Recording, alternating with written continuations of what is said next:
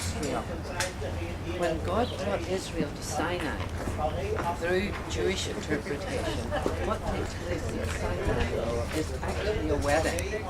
Now, we have this incredible negative view in the West, where we read about Sinai as all about law and negativity. In Jewish tradition, what happens at Sinai is actually a wedding. And to this day, an Orthodox wedding takes four major elements that are all based on Sinai.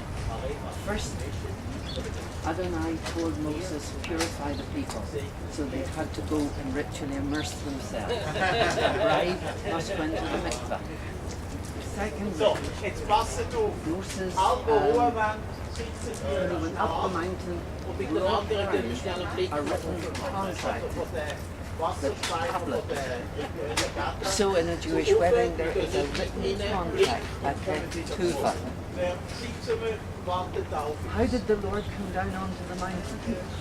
The glory cloud, the Shekinah.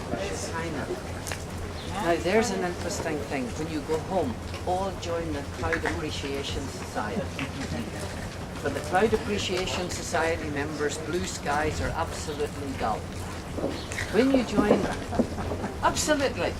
the Biblical Cloud Appreciation Society and begin to trace its history. It's the glory cloud that comes down onto the mountain, Sinai. It's the glory cloud that comes down into the tabernacle. It's the glory cloud that comes down in Exodus 34, stands beside Moses. It's the glory cloud that leads them through the wilderness. It's the glory cloud that's going to come down into the temple. It's the glory cloud that Ezekiel begins to pull back the curtains a little bit and let you see into the mystery of it in the opening chapters. Now, with that in mind, are you surprised when at Yeshua's baptism, the cloud opens? On the mountain of transfiguration, what comes down and envelops them? It's not just a weather observation, it is the glory cloud. Acts 1, what comes down to at the time of the ascension, when Yeshua's been taken up? The cloud. Paul writing in Thessalonians, how will he return? With the cloud. So go home and begin to look for the clouds in the Bible. So the glory cloud comes down. Now what a wonderful picture. A wedding takes place under the glory presence, under the hook.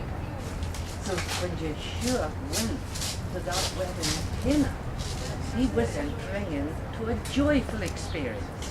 Goodness, we have a sober-sighted guy on stained glass windows who never seems to smile. You have to be morbid to be a believer. Don't laugh too much. You remember in Umberto Eco's book, The Name of the Rose, one of the monks are irate because somewhere they had read Jesus laughed. And you get this, and that idea is crept down in.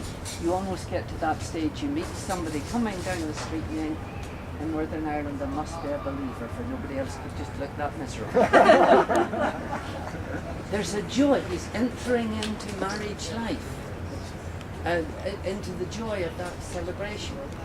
And then the fourth thing, what happens? Look at the structure of the book of Exodus. You have 1 to 19 is this divine intrusion into history to liberate. 20 to 25, the marriage. The Lord meets with his people at Sinai. Then what happens from Exodus 25 to the end? Mom, you all know it, you've read it. And it's tucked away on your hard disk. What begins Exodus 25 and goes through to the end of the book? Exactly, the description of the building of the Mishkan, the Tel Moed, the tabernacle, the tent of meeting. But what is that? It's the nuptial home. Isn't a bride and groom live together? Here is the glory of the Lord coming down to dwell among his people. Now, isn't that an incredible? And then begin to see, they're living in tents at this time. He's in a tent. Later on, they'll be in houses of stone. He comes in a house of stone. What's the ultimate expression of solidarity, intimacy, and identity, the Word becomes flesh and the glory dwells among us, and the fullness of the Godhead dwelt bodily. How do we explain it? We can't. It is a mystery beyond any human comprehension. But in that mystery, you